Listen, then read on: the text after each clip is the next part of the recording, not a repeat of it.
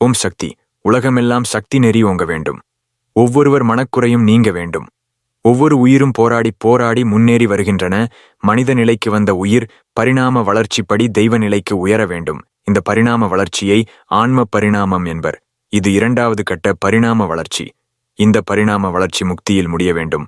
முக்தி அடைகிற வரை நமது ஆன்மாவின் பயணம் தொடர்கிறது. முக்தி பெற்ற பிறகு ஆன்மாவின் பயணம் முடிந்து விடுகிறது.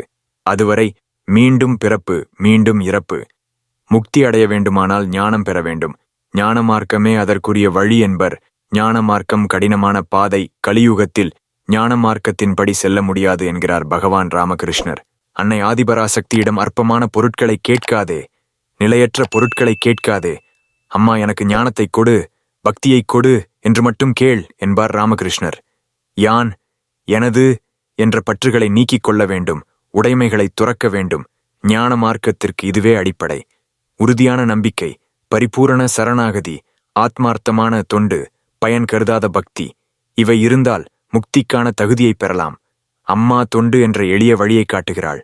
ஓம் சக்தி.